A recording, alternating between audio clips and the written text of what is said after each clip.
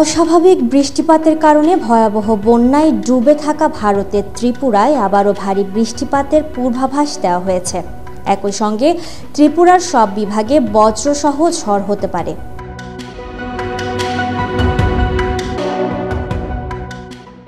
দেশটির জাতীয় আবহাওয়া বিভাগ IMD শুক্রবার পরবর্তী 24 ঘন্টার পূর্বাভাসে এসব তথ্য জানিয়েছেন।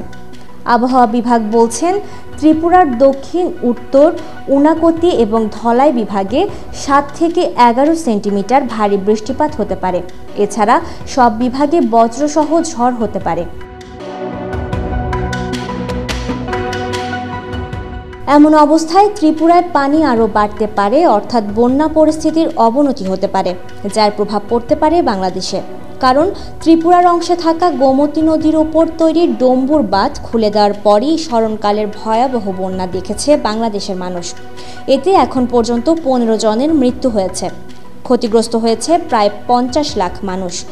এখনও পানির নিচে চট্টগ্রাম, কুমিল্লা, নোয়াখালী, সিলেট, মৌলভীবাজার, ব্রাহ্মণবাড়িয়া, লক্ষ্মীপুর, হবিগঞ্জ, খাগড়াছড়ি ও কক্সবাজার জেলা।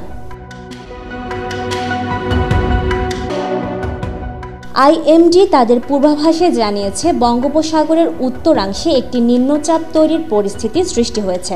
আজ শনিবার থেকে সেটি গঠিত হওয়া শুরু করবে।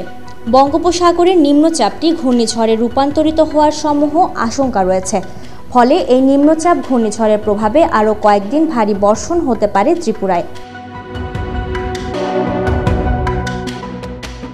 সর্বশেষ তথ্য অনুযায়ী ভয়াবহ এ বন্যায় ত্রিপুরায় 22 জন নিহত হয়েছেন। রাজ্যের 8টি জেলার 6,600 পরিবারের 34,000-এর বেশি মানুষ আশ্রয় শিবিরে আশ্রয় নিয়েছেন।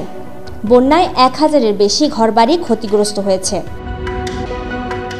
News desk, media express.